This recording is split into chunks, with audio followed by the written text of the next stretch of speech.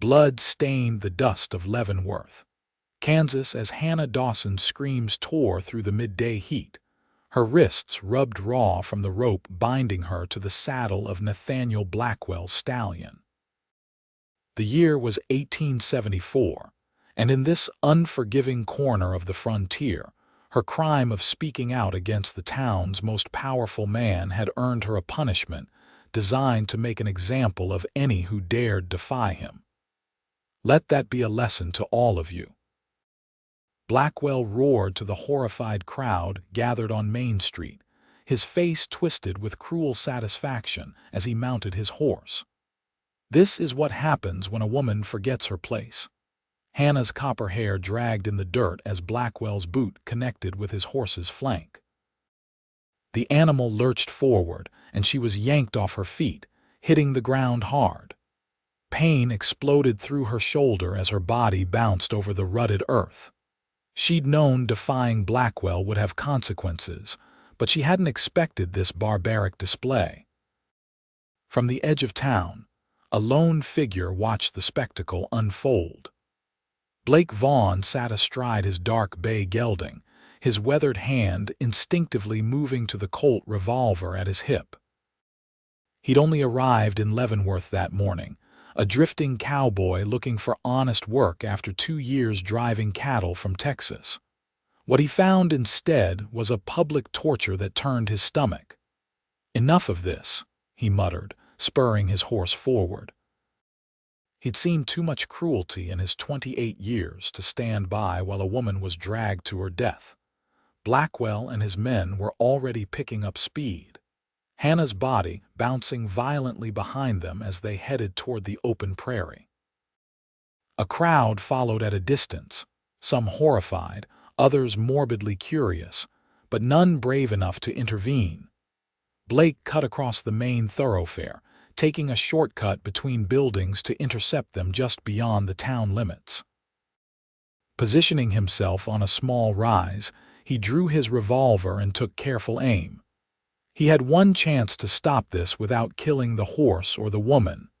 The shot cracked across the landscape, precise and deliberate. The rope snapped, frayed threads exploding outward as the bullet severed the connection between Hannah and her tormentor.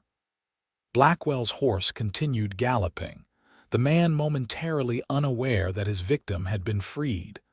Blake rode hard toward the crumpled form in the dust. Hannah lay motionless, her simple blue dress torn and bloodied, her face bruised from the terrible journey. For a heart-stopping moment, he feared he'd intervened too late. "Miss, can you hear me?" he asked, dismounting swiftly and kneeling beside her. Hannah's eyelids fluttered, revealing eyes the color of cornflowers. "Are you death?" she whispered through cracked lips. "Not today," Blake replied, relief washing through him. "Can you tell me your name, Hannah?" she managed, wincing as she tried to move. "Hannah Dawson." In the distance, shouts erupted as Blackwell realized what had happened. Blake glanced over his shoulder to see the man wheeling his horse around, 3 riders flanking him. "Miss Dawson, I'm Blake Vaughn, and we need to leave right now," he said, gently lifting her into his arms. She weighed almost nothing, her slender frame battered but unbroken. "Hold on to me if you can." Hannah nodded weakly, her arms coming up to circle his neck as he lifted her onto his horse. Blake swung up behind her, cradling her against his chest as he turned his mount toward the thick forest that bordered the eastern edge of town. "After them," Blackwell's voice carried on the wind. $50 to the man who brings me that cowboy's head." Blake urged his horse into a gallop, feeling Hannah's body sag against him. He secured one arm tightly around her waist while guiding his horse with the other hand. The trees loomed ahead, offering sanctuary if they could reach them before Blackwell's men closed the distance. "Stay with me, Hannah," he murmured against her hair. "I didn't save you just to lose you now." The forest swallowed them, branches whipping past as Blake navigated the increasingly dense woods. His horse, Truman, was sure-footed and responsive, a veteran of many hasty retreats. Behind them, the sounds of pursuit grew more distant as Blackwell's men struggled with the terrain. When Blake was certain they'd gained enough ground, he slowed to a walk, mindful of Hannah's injuries. She'd fallen unconscious, her breathing shallow but steady against his chest. "We need to find somewhere safe," he said, more to himself than to his unconscious companion. Ahead, the trees thinned, revealing a small clearing with a dilapidated cabin nestled against a rocky hillside. It appeared abandoned, its windows dark and door hanging askew. Blake approached cautiously, alert for signs of habitation. Finding none, he dismounted, carefully lifting Hannah down before him. The cabin's interior was dusty but intact, a simple one-room structure with a stone fireplace, rough-hewn table, and sagging bed frame covered with a moldering mattress. It would have to do. He laid Hannah gently on the table while he inspected the mattress, finding it dry enough underneath to be serviceable. He transferred her to the bed, then retrieved his saddlebags and canteen. As the afternoon light filtered through the grimy windows, Blake tended to Hannah's wounds, cleaning the abrasions with water and the cleanest cloth he could find. Her wrists were rubbed raw from the rope, and angry red scratches covered her arms and face. A purple bruise bloomed across her cheekbone, but miraculously, she appeared to have no broken bones. "You're a lucky woman, Hannah Dawson," Blake murmured as he worked. "Or perhaps just tougher than you look." Her eyelids fluttered open, confusion clouding her gaze before recognition dawned. "The cowboy who shot the rope," she said, her voice barely audible. "Blake Vaughn," he reminded her, offering his canteen. "Drink slowly. You're dehydrated." She obeyed, wincing as the water touched her split lip. "Why did you help me?"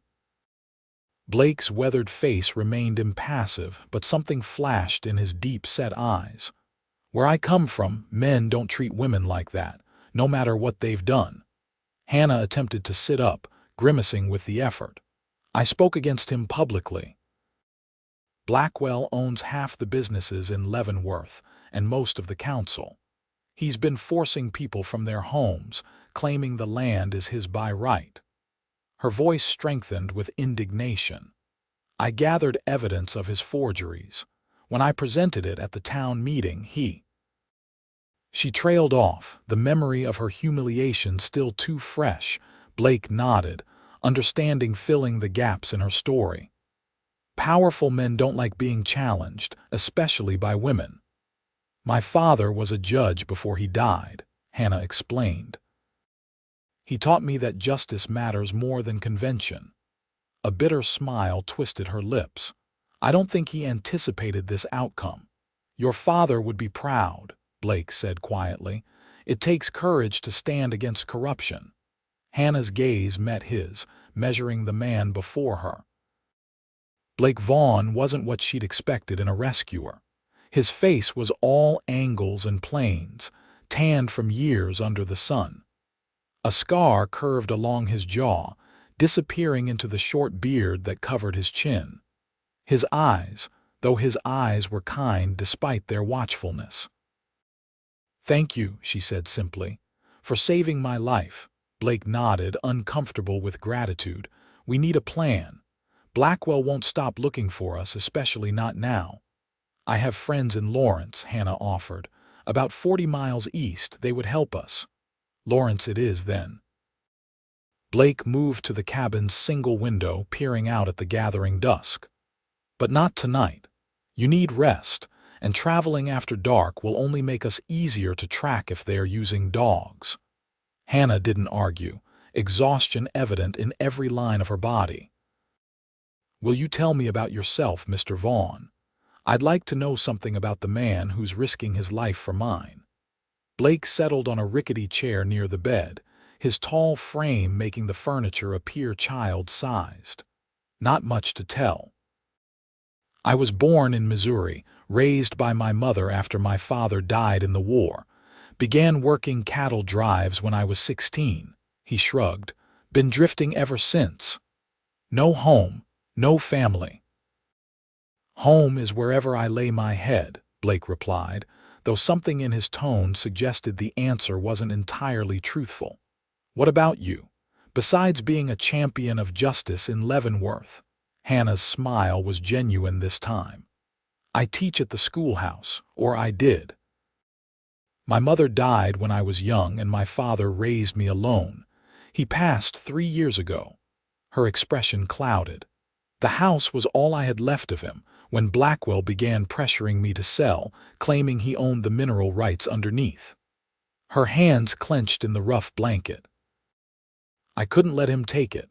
Blake nodded, understanding the attachment to place, even if he pretended to have none himself. Get some sleep, Miss Dawson. Tomorrow will be challenging enough. Hannah, she corrected him. After what you've done, I think we can dispense with formalities. Hannah, he agreed, the name feeling right on his tongue.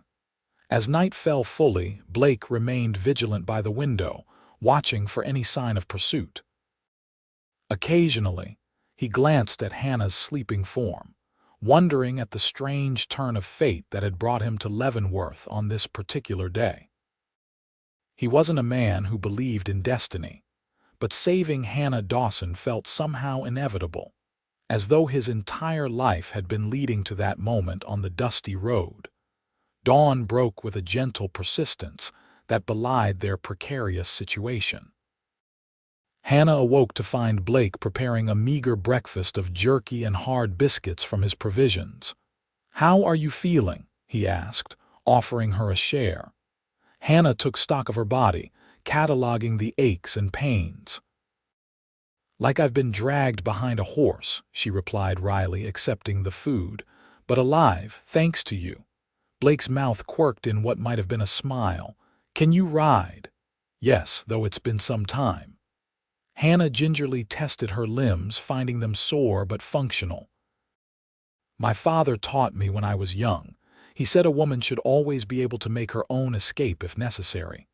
"Your father sounds like an unusual man." "He was," Hannah agreed, a shadow crossing her face. "Too unusual for Leavenworth, perhaps." There were those who resented his progressive views, even before Blackwell's arrival. Blake helped her to her feet, steadying her when she swayed slightly. "We'll take it slow, but we need to cover ground today. Blackwell will have men searching in an expanding circle from town." They departed as the morning mist still clung to the trees, Blake leading his horse through the underbrush until they reached a shallow stream.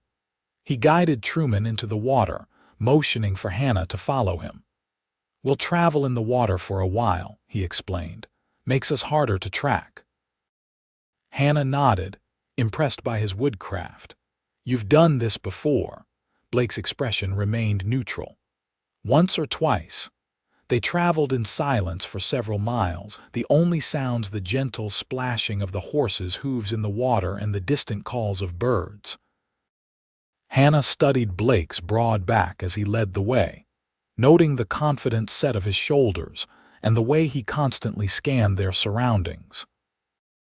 He moved like a man accustomed to danger, yet there was a gentleness in how he tended her wounds that spoke of a deeper character than his rough exterior suggested. When they finally left the stream, Blake helped Hannah mount Truman, then swung up behind her. The proximity was intimate, his chest warm against her back, his arms encircling her to hold the reins. Hannah found herself unusually aware of the contact, a strange flutter in her stomach that had nothing to do with fear. "How did you learn to shoot like that?" she asked, breaking the silence. "To hit a moving rope from horseback is remarkable." Blake was quiet for a moment. "I had a good teacher.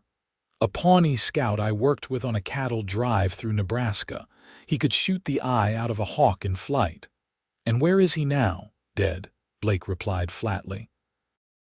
"Most of the good ones are." Hannah heard the pain beneath the simple statement. "I'm sorry." "Don't be. It was a long time ago." They rode east, keeping to the woods when possible and crossing open ground swiftly when necessary. By midday, Hannah's body was protesting the continued activity, but she refused to complain. Blake seemed to sense her discomfort nonetheless, calling a halt in a protected hollow where a fallen tree provided natural shelter. "Rest," he instructed, helping her dismount. "I'll check our back trail." While he was gone, Hannah attempted to restore some order to her appearance, combing her fingers through her tangled copper hair and brushing dust from her torn dress. The garment was beyond saving, but dignity demanded she try. As she worked, she contemplated her situation. She was fleeing across the Kansas prairie with a man she barely knew, pursued by the most dangerous individual in Leavenworth. By any conventional standard, her reputation was ruined beyond repair. Strangely, the thought bothered her less than it should have. Perhaps because she'd already been publicly humiliated in the worst possible way, or perhaps because something about Blake Vaughn inspired an instinctive trust she couldn't explain. When he returned, his expression was grim. "Riders about 3 miles back, moving fast." Hannah's heart stuttered. "Blackwell's men, most likely. We need to move." He helped her back onto Truman, his movements efficient but gentle. "There's a ravine ahead that runs east. If we can reach it, we might lose them in the rough terrain." They set off at a faster pace, Blake pushing Truman harder than before. The horse responded admirably, but Hannah could feel the animal's fatigue in the labored breathing beneath her. "He can't carry us both much longer," she observed. Blake nodded. "We're close to the ravine. Once we're there, we can rest him." The landscape changed gradually, the gentle prairie giving way to more dramatic features as they approached the ravine. Rocks jutted from the earth like broken teeth, and the soil grew thinner and redder. The ravine itself was a jagged cut in the landscape, carved by some ancient river into a maze of narrow passages and hidden alcoves. Blake guided Truman down a steep path into the shelter of the ravine walls, the temperature dropping noticeably as shadows engulfed them. The sound of pursuit grew more distant above them. "They'll have to circle around to find an entrance wide enough for horses," Blake explained, dismounting and helping Hannah down. "That gives us some time." Hannah leaned against the cool stone wall, catching her breath. "What if they split up? Some following on foot while others circle. Then we'll deal with that when it happens." Blake's hand moved to his revolver, checking it with practiced ease. "For now, we walk. Give Truman a break." They continued deeper into the ravine, leading the tired horse through increasingly narrow passages. Hannah marveled at the natural beauty, surrounding them layers of red and ochre stone sculpted by wind and water into fantastic shapes. Under different circumstances, she would have enjoyed exploring such a place. "It's beautiful," she murmured, running her fingers along the striated rock. Blake glanced at her, surprise evident in his expression. "Most people just see it as an obstacle." "Most people miss a great deal of beauty in the world," Hannah replied. "My father used to say that nature's artistry puts human efforts to shame." "Your father sounds more like a poet than a judge." "He contained multitudes," Hannah said with a sad smile. "As do we all, I suppose." Blake studied her for a moment, as though seeing her clearly for the first time. "I'm beginning to understand why Blackwell found you so threatening." Before Hannah could respond, the distant sound of voices echoed through the ravine. Blake tensed, immediately alert. "This way," he whispered, guiding her toward a narrow crevice in the wall that widened into a hidden alcove. He tied Truman to a stunted tree that had somehow taken root in the rocky soil, then drew Hannah deeper into the sheltered space. The voices grew louder, men calling to one another, the occasional curse as they navigated the difficult terrain. Hannah pressed herself against the cool stone, Blake's body shielding hers as they huddled in the deepest shadows of their hiding place. "Could have gotten far," a gruff voice said, close enough that Hannah could make out the words. "Blackwell wants the woman alive, but do what you need to with the cowboy." "Seems like an awful lot of trouble for one schoolteacher," another voice replied. "You didn't see the documents she had. Could ruin everything Blackwell's built." Their voices faded as they moved past, unaware of the fugitives hiding just feet away. Hannah realized she'd been holding her breath only when her lungs began to burn. She exhaled slowly, her body trembling with relief and fear. "They want me alive," she whispered. "The evidence is still hidden, if I could retrieve it." Blake shook his head. "That's suicide. Once we reach Lawrence, you can contact federal authorities. And how many more people will Blackwell destroy while bureaucracy grinds slowly forward?" Hannah challenged. "The documents prove he forged land deeds going back 15 years. People have lost homes, livelihoods. And you nearly lost your life," Blake countered, his voice low but intense. "What good is justice if you're not alive to see it?" Hannah had no answer for that. They remained hidden until the sounds of pursuit had completely disappeared, the tension between them palpable in the small space. When Blake finally moved, the brush of his body against hers sent an unexpected shiver through Hannah. She attributed it to fear and exhaustion, though a small voice in her mind suggested otherwise. "We should continue," Blake said, his voice rough. "They'll search the entire ravine eventually." They emerged from hiding, retrieved Truman, and pressed onward, the ravine gradually widening as they moved east. By late afternoon, they reached a point where the walls fell away entirely, opening onto rolling prairie once more. "We're exposed here," Blake noted, scanning the horizon. "But continuing in the ravine is too predictable." Hannah squinted at the distant landscape. "There's a line of trees about 2 miles ahead. Could be another stream," Blake nodded. "Good eyes. We'll make for that, then continue east after dark." The crossing of open ground was nerve-wracking, both of them constantly looking over their shoulders for signs of pursuit. Truman, sensing their urgency, maintained a steady pace despite his fatigue. The sun was setting by the time they reached the tree line, casting long shadows across the prairie. As Hannah had guessed, a small stream ran through the trees, providing water for both them and the horse. Blake built a small, smokeless fire, using dry twigs that produced minimal flame but enough heat to warm them as the temperature dropped. "You should try to sleep," he advised, offering Hannah his coat. "I'll keep watch." Hannah accepted the garment gratefully, the masculine scent of leather and tobacco enveloping her as she wrapped it around her shoulders. "You need rest too. We could take turns." Blake's mouth quirked. "I'm used to going without sleep." "Another skill from your drifting days?" Hannah asked, settling against the base of a broad oak. "Something like that." Blake's gaze lingered on her face, illuminated by the faint glow of the fire. "Why teaching?" The question surprised her. "What?" "Why become a teacher? The daughter of a judge could have married well, lived comfortably." Hannah considered her answer. "I believe in the power of education to change lives. My father taught me to read when I was very young, opened worlds to me through books."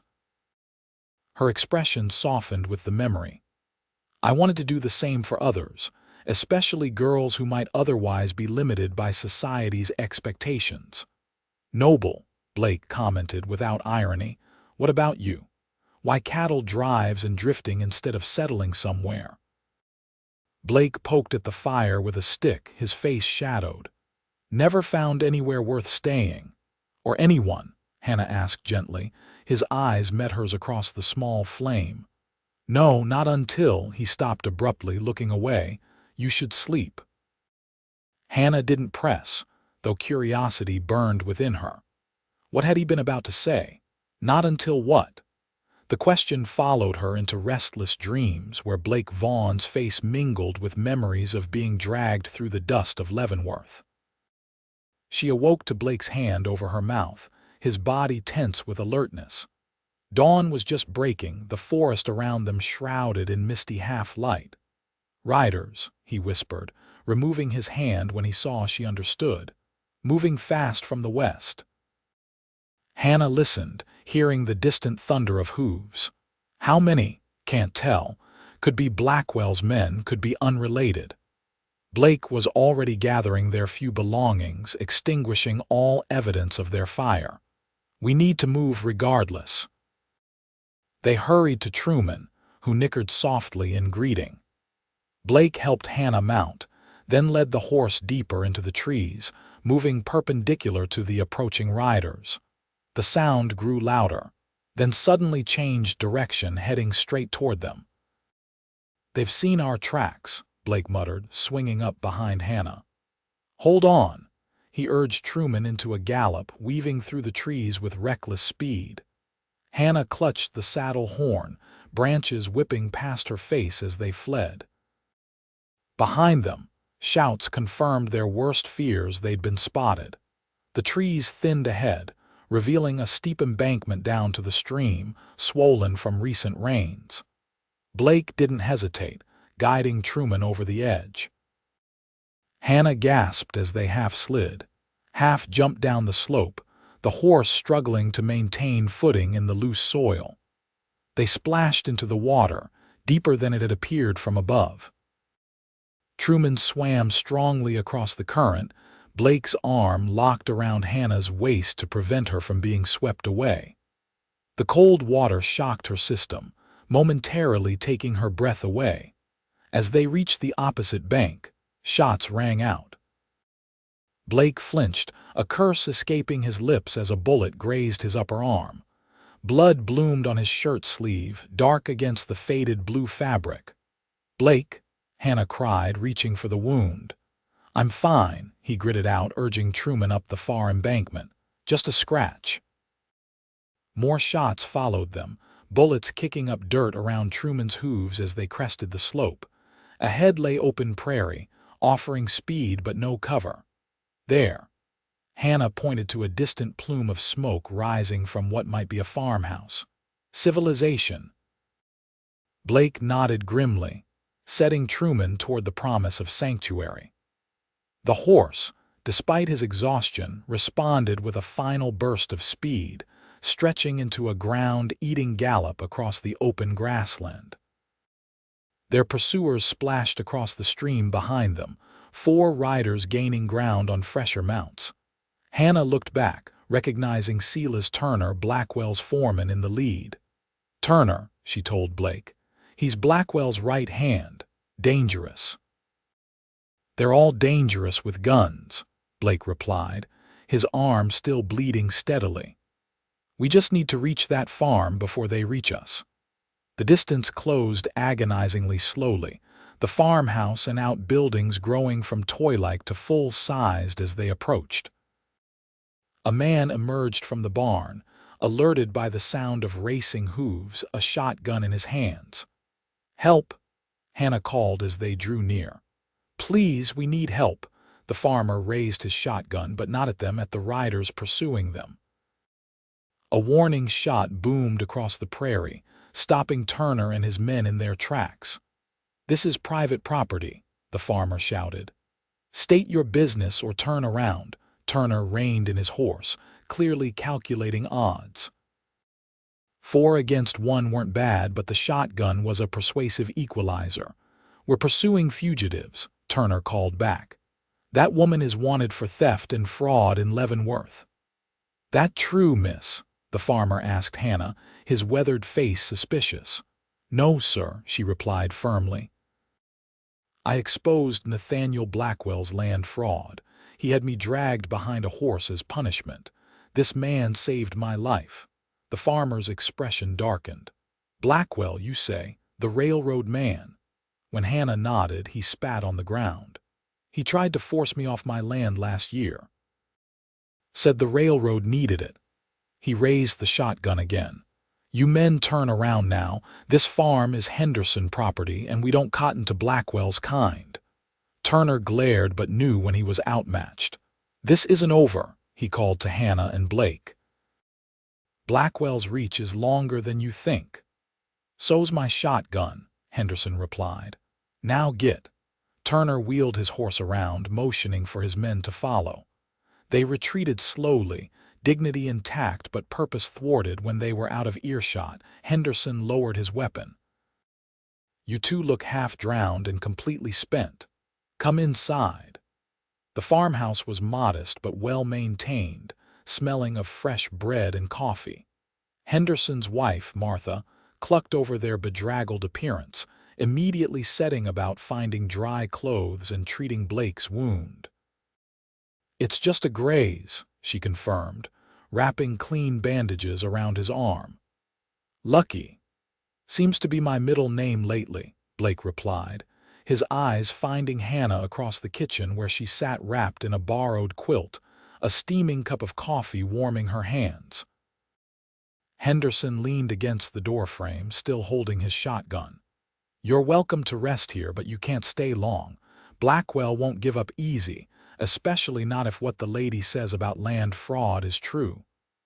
We're heading to Lawrence, Hannah explained. I have friends there and evidence that can stop Blackwell permanently. Henderson nodded. Lawrence is still a day's ride, but I can offer you fresh horses. That poor animal of yours has done more than his share. Blake looked up sharply. Truman stays with me. Wasn't suggesting otherwise, Henderson said mildly. But he needs rest. You can leave him here and collect him on your return journey. Blake hesitated, clearly reluctant to part with his faithful companion. Hannah understood Truman represented constancy in a life of movement.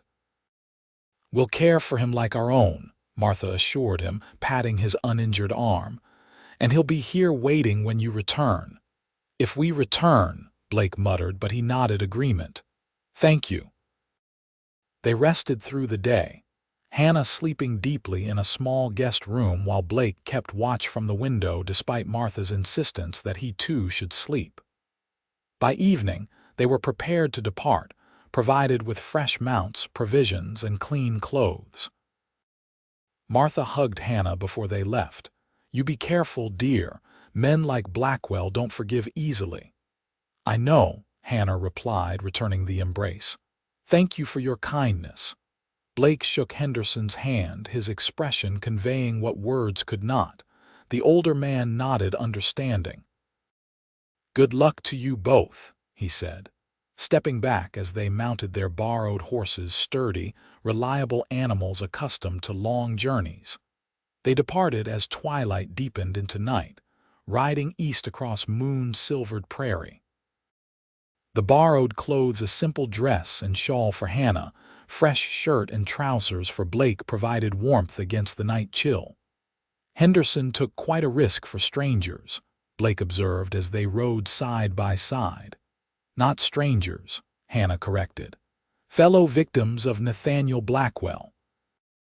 The world is divided that way, isn't it? Those Blackwell has harmed and those he hasn't reached yet. Hannah studied his profile in the moonlight. You speak as though you know him. Blake was silent for a long moment. Not him specifically, men like him. They believe power gives them the right to take whatever they want, whoever they want. There was something in his voice that suggested personal experience, a depth of bitterness that went beyond abstract observation. Hannah didn't press, sensing wounds still tender beneath the surface. They rode through the night, stopping only to rest the horses and sip water from their canteens.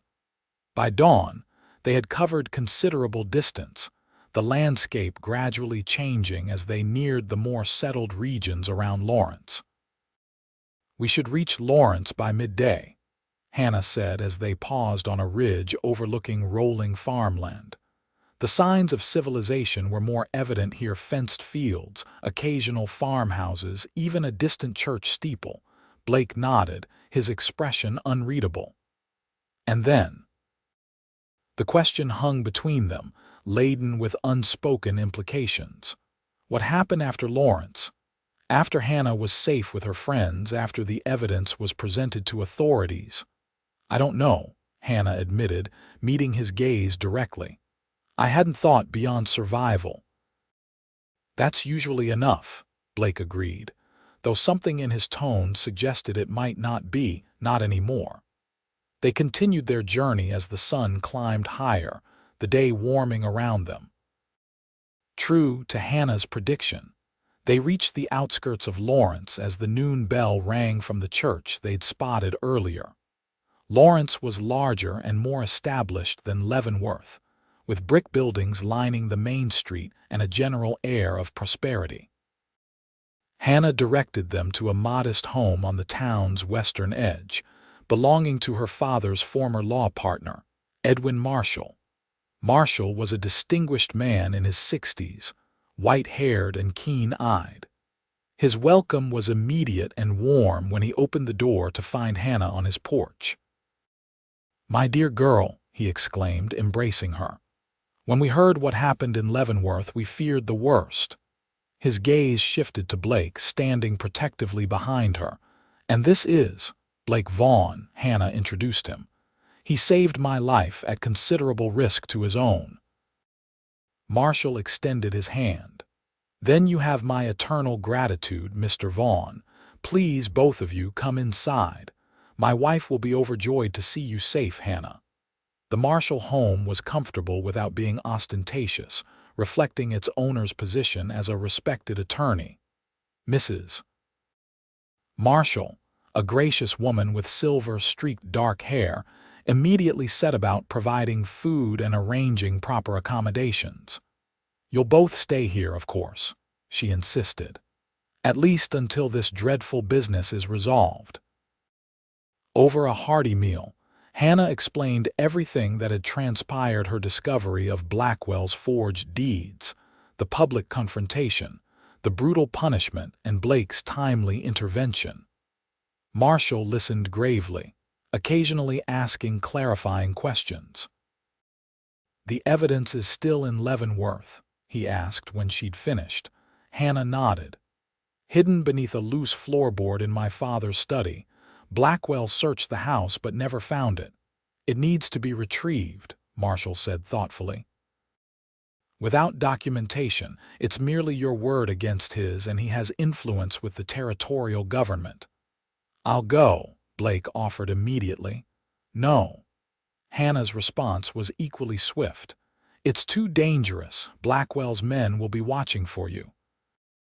"They'll be watching for both of us," Blake countered. "But I'm more experienced at moving undetected." Marshall cleared his throat. "Perhaps neither of you should go. I have contacts, discreet individuals who could retrieve the documents without arousing suspicion." "Can you trust them with something this important?" Blake asked, skepticism evident in his tone.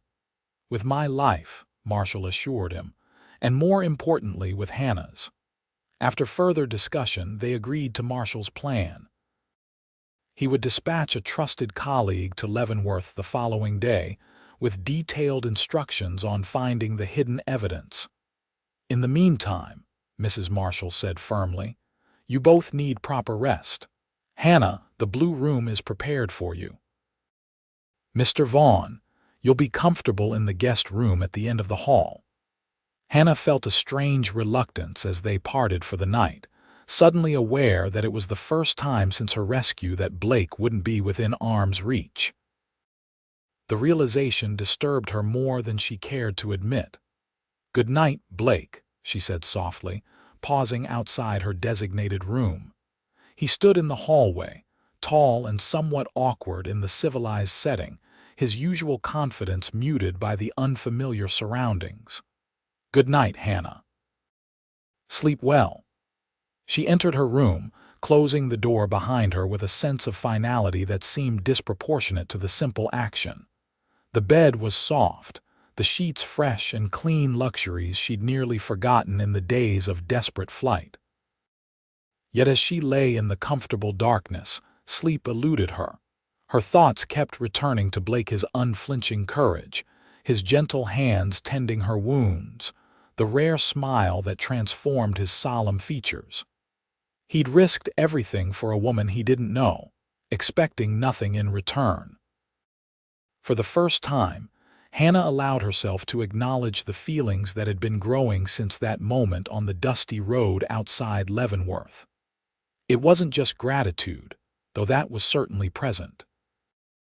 It was something deeper, something that made her heart race when their eyes met across a room.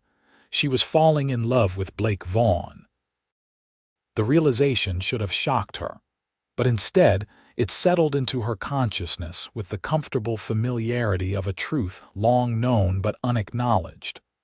What troubled her was the uncertainty of his feelings, and the knowledge that drifters, by definition, eventually drifted away. Morning brought clarity and purpose, if not resolution, to her emotional turmoil. Marshall's colleague, a sharp-eyed former Pinkerton detective named Hollister, departed for Leavenworth with detailed instructions. Now there was nothing to do but wait. Blake seemed restless in the confines of the Marshall home, often standing at windows or pacing the back garden like a caged predator. Hannah found him there after breakfast, staring at the distant horizon. "It must feel strange," she observed, joining him. "Being still after a lifetime of movement." Blake glanced at her, a half-smile lifting one corner of his mouth. "That obvious, is it?" "Only to someone paying attention," Hannah replied, matching his smile with her own. "And you've been paying attention," he noted, his gaze sharpening. Hannah felt warmth creep into her cheeks but held his gaze. Yes. The simple admission hung between them, charged with meaning neither was quite ready to articulate. Blake took a step closer, close enough that Hannah could see the flecks of gold in his hazel eyes. "Hannah," he began, his voice rougher than usual, "when this is over, Hannah, Mr. Vaughn," Mrs. Marshall's voice interrupted from the house. "There's news from town." The moment fractured, Blake stepping back as though suddenly aware of their proximity. Hannah suppressed a flash of frustration as they returned to the house. The news was concerning riders had been seen asking questions about recent arrivals in Lawrence, men whose descriptions matched Blackwell's enforcers. "They must have guessed where you'd go," Marshall said grimly. "We should move you both to my country property outside town. It's more defensible if they locate you." Blake nodded agreement. "The sooner the better. They'll methodically search every possibility until they find us." Preparations were made quickly. A carriage readied with supplies for a potentially extended stay. By mid-afternoon, they were traveling along a winding country road, Marshall driving while Blake kept watch for pursuit. The country property proved to be a substantial farmhouse set among rolling hills, with good visibility in all directions and a sturdy construction that could withstand attack if necessary. A caretaker couple lived in a smaller cottage nearby, maintaining the property in the Marshall's absence. "It's not what you're accustomed to," Marshall apologized to his wife as they unloaded the carriage, "but it should be safe." "Safety matters more than comfort," Mrs. Marshall replied pragmatically. "Besides, I've always enjoyed the country air." They settled into an uneasy routine, waiting for word from Hollister while remaining vigilant for signs of Blackwell's men. Blake took charge of security, establishing watch rotations and identifying defensible positions. His military precision impressed Marshall. "You have experience with this sort of thing," the older man observed one evening as they discussed contingency plans. Blake nodded, offering no elaboration. Hannah, listening nearby, added another piece to the puzzle that was Blake Vaughn, a man comfortable with strategy and defense, suggesting a background beyond simple cattle drives. 3 days passed in relative calm, though the tension never fully dissipated. Hannah found herself seeking Blake's company during the quiet moments, drawn to his steadfast presence. They would walk the perimeter together in the evenings, conversations growing gradually more personal as trust deepened between them. "Did you ever consider settling somewhere?" she asked as they watched the sunset paint the western sky in brilliant oranges and purples. Having a home, a family, Blake was quiet for a long moment. Once, he finally admitted. I had land staked out in Colorado territory. Good water, decent grazing. I was saving to build a proper house. What happened? Hannah prompted gently when he didn't continue. The man who owned the adjacent property wanted it for himself. When I refused to sell, there was trouble. Blake's voice was flat, emotionless, but Hannah sensed the depth of feeling beneath the simple words. By the time it was over, the land wasn't worth staying for. Hannah understood what remained unsaid: violence, perhaps death, certainly loss. I'm sorry.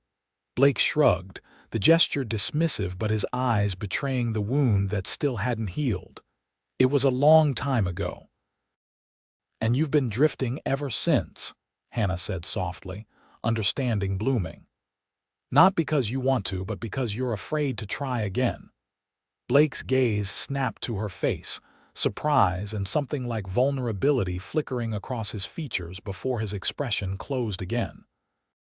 It's simpler this way. Simpler isn't always better, Hannah countered gently. Before Blake could respond, a shout from the house caught their attention.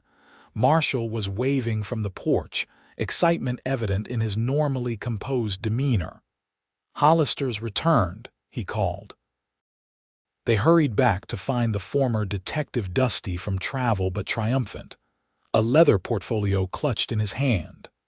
Found everything exactly where you described, Miss Dawson, Hollister reported, presenting the portfolio to Hannah. Wasn't easy. Blackwell's men are watching the house, but they never saw me enter or leave. Hannah accepted the portfolio with trembling hands, opening it to confirm the contents: land deeds with obvious alterations, forged signatures, and most damning of all, a ledger recording bribes to territorial officials. This is everything, she said, looking up at Marshall. Enough to destroy Blackwell completely. Marshall examined the documents, his experienced eye confirming their significance. More than enough. This isn't just fraud, it's criminal conspiracy. With these, we can bring federal charges. What now? Blake asked, his stance protective beside Hannah. I'll take these to Judge Harrington first thing tomorrow, Marshall decided. He has the authority to issue arrest warrants that even Blackwell can't ignore. The mood that evening was celebratory, a sense of imminent justice lightening the atmosphere that had prevailed since their arrival. Mrs. Marshall prepared a special dinner, and even Blake seemed more relaxed, allowing himself to participate in the conversation and occasional laughter.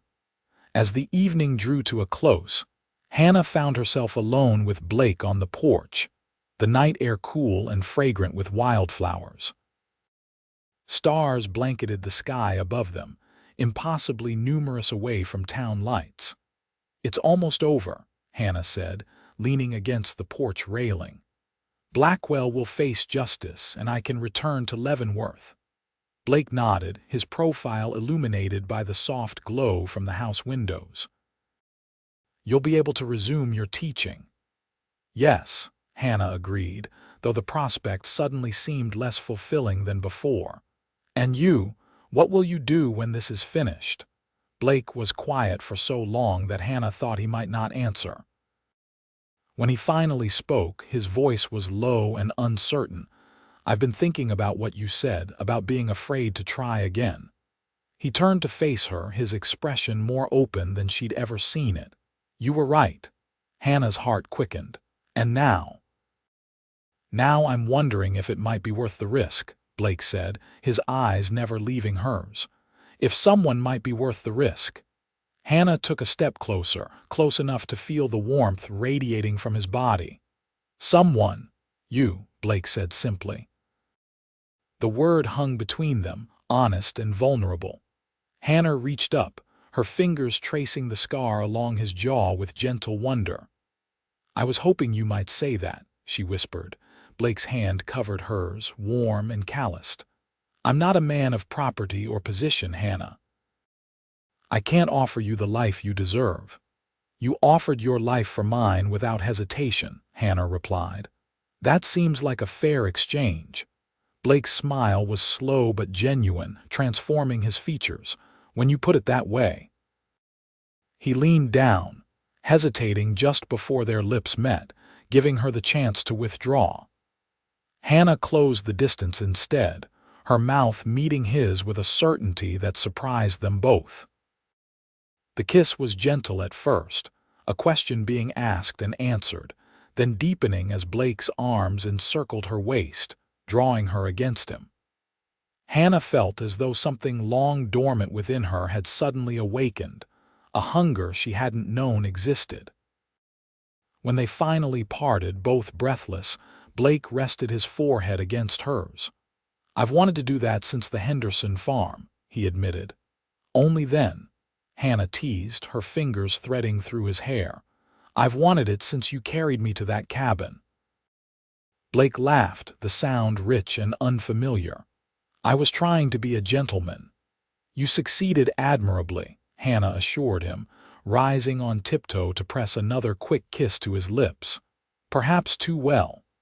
Their newfound closeness made parting for the night more difficult, but propriety and Mrs. Marshall's watchful eye demanded it. Hannah fell asleep with the memory of Blake's kiss warming her, dreams far sweeter than any she'd experienced since their flight began. Morning brought sobering reality. Marshall departed early for Lawrence to present the evidence to Judge Harrington, leaving the others to wait anxiously for his return. The hours stretched endlessly, tension building as noon came and went with no word. "Something's wrong," Blake said finally, pacing the parlor. "He should have returned by now." "Edwin is thorough," Mrs. Marshall reassured him, though concern shadowed her eyes. "He would want to ensure everything was properly documented before returning." As afternoon waned toward evening, the sound of approaching horses brought them all to alertness. Blake moved to the window, his hand going to the revolver he still wore despite their supposed safety. "4 riders," he reported, tension evident in his voice. "Not Marshall." "Blackwell's men?" Hannah asked, fear constricting her throat. "Most likely. Mrs. Marshall, take Hannah to the root cellar. Hollister and I will handle this." The former detective nodded, checking his own weapon. Mrs. Marshall led Hannah toward the kitchen, but Hannah balked. "I'm not hiding while you risk your lives," she protested. "Hannah, please." Blake's expression was pained. "I can't focus if I'm worried about you." "And I can't hide knowing you might die protecting me," Hannah countered. "I'll go to the 2nd floor. I can use my father's rifle from there." Blake recognized the determination in her eyes and nodded reluctantly. "Stay away from the windows until necessary." The riders approached slowly, confidently, spreading out to surround the house. Through an upstairs window, Hannah recognized Turner among them, his face grim with purpose. "Marshall," Turner called from the yard, "we know you're harboring fugitives. Send out the Dawson woman and the cowboy, and the rest of you can walk away." No one inside responded. Blake and Hollister had positioned themselves strategically, Blake near the front door, Hollister covering the rear entrance. Mrs. Marshall, despite protests, remained downstairs with a shotgun. "Last chance before we burn you out," Turner shouted after the silence stretched. Hannah's grip tightened on her father's rifle, her heart pounding in her ears. This was her fault, these good people in danger because they'd helped her stand against corruption. "Turner," she called suddenly, decision made. "I'll come out if you give your word the others won't be harmed." "Hannah, no," Blake's voice carried from below, anguished. Turner laughed, the sound ugly in the gathering dusk. "The lady shows more sense than the rest of you. You have my word, Miss Dawson, just you and the cowboy." "Just me," Hannah replied, moving toward the stairs. "Blake Vaughn isn't here." She descended slowly, each step feeling like a betrayal of Blake's protection but necessary to save the others. As she reached the bottom, Blake caught her arm, his expression fierce. "What are you doing?" he demanded in a harsh whisper. "Ending this," Hannah replied, meeting his gaze steadily. "They'll burn the house with all of us inside otherwise. We can fight, and people will die," Hannah interrupted. "I won't have that on my conscience." "I won't let you sacrifice yourself." Blake's grip tightened on her arm. "It's not sacrifice," Hannah said softly. "The evidence is with Judge Harrington by now. Even if they kill me, Blackwell falls." "If they take you, they take me," Blake said, his voice leaving no room for argument. Hannah recognized the futility of debate. Together, they moved toward the front door, Blake positioning himself slightly ahead of her in a last protective gesture.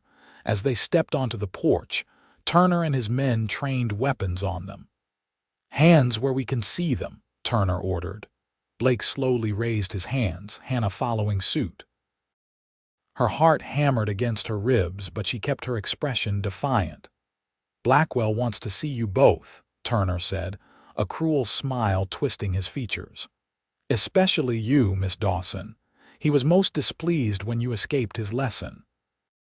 "She won't be going anywhere with you," a new voice declared from the darkness beyond the yard. Turner whirled, his gun seeking the source of the interruption. From the shadows emerged not only Edwin Marshall but a dozen armed men wearing federal marshals' badges. "Federal marshals," the lead officer announced. "Lower your weapons." Confusion and fear replaced confidence on Turner's face as he found himself suddenly outnumbered and outgunned. After a moment's hesitation, he slowly lowered his weapon, his men reluctantly following suit. "Silas Turner," Marshall stepped forward, satisfaction evident in his voice. "You're under arrest for conspiracy, attempted kidnapping, and assault. Your employer, Nathaniel Blackwell, is already in custody." Relief washed through Hannah in a dizzying wave. Blake's arm slipped around her waist, supporting her as her knees threatened to buckle. "It's over," he murmured against her hair. "It's really over." The following days were a whirlwind of depositions and legal proceedings. Hannah's testimony, combined with the documentary evidence, created an airtight case against Blackwell and his conspirators. The territorial governor, eager to distance himself from the scandal, ensured swift justice. Blackwell was sentenced to 15 years in federal prison, his empire dismantled, and his ill-gotten properties returned to their rightful owners.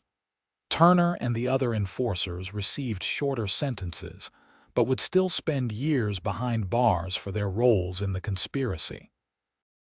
Hannah's house in Leavenworth was returned to her, and the school board, shamefaced about their earlier abandonment, begged her to resume her teaching position with a substantial increase in salary.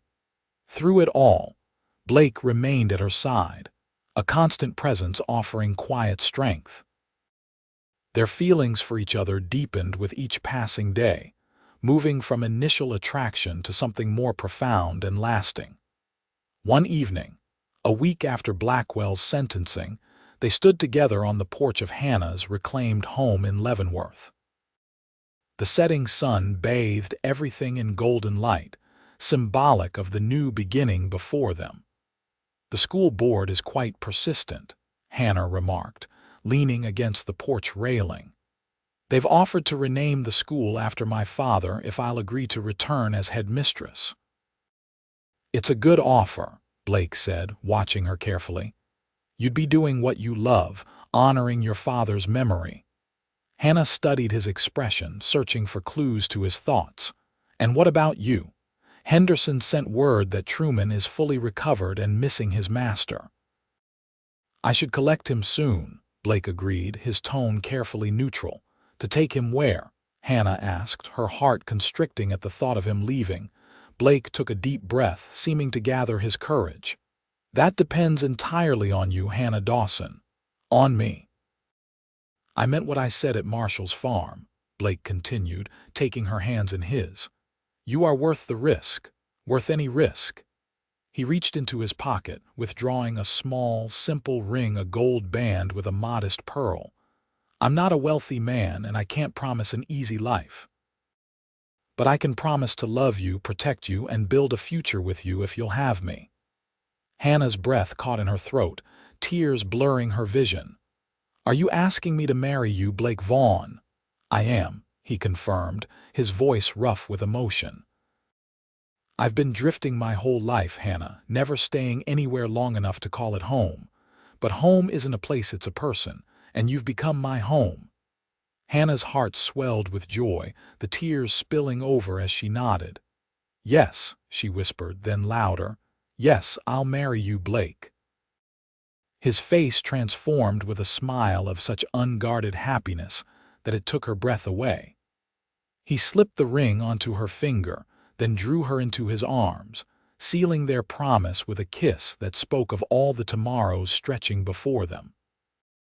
"There's something you should know," Blake said when they finally parted. "I've been speaking with Marshall about the possibility of a deputy marshal position." Hannah's eyes widened with surprise. "Here, in Kansas Territory," Blake nodded.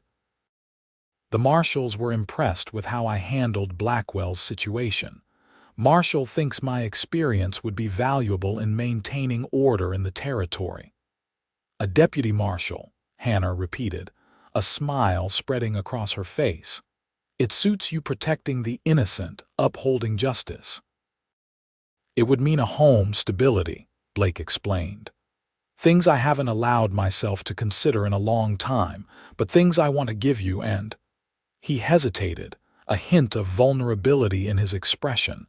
"Any children we might have." The thought of a family with Blake children, with his quiet strength and, she hoped, his kind eyes filled Hannah with a happiness so profound, it was almost overwhelming. "I love you, Blake Vaughn," she said simply, because in the end, that was what mattered most. "And I love you, Hannah Dawson," he replied, the words still new on his tongue but no less heartfelt. "Soon to be Hannah Vaughn, if I have any say in the matter." They were married 2 months later in the small church in Leavenworth, Edwin Marshall giving the bride away and his wife beaming proudly from the front pew. The entire town turned out for the celebration, many still grateful to Hannah for exposing Blackwell's corruption, and to Blake for his role in bringing justice to the territory. Blake did indeed accept the deputy marshal position, his reputation for fairness and courage quickly earning the respect of the community. Hannah returned to teaching, her classroom now filled with children eager to learn from the woman who had stood against the most powerful man in the territory, and won. They built their home on the outskirts of Leavenworth, a comfortable farmhouse with room to grow. Truman enjoyed a well-deserved retirement in the adjoining pasture, occasionally joined by the new horses Blake acquired for his work. 2 years after their wedding, Hannah gave birth to their first child, a son they named James, after Blake's father.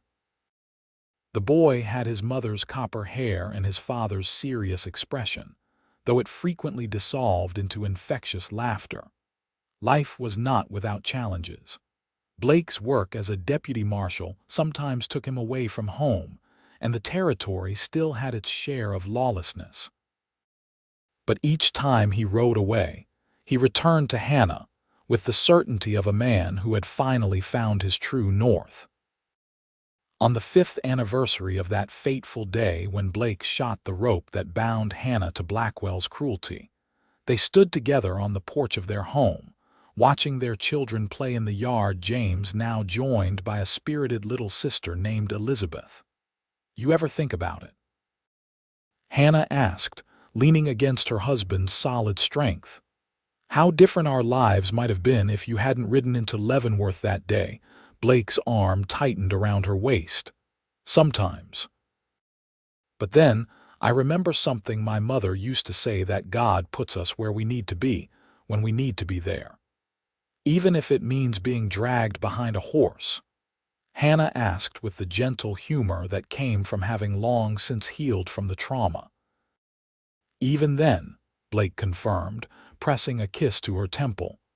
"Though I'd prefer never to cut things quite so close again." Hannah turned in his embrace, her hands framing his beloved face.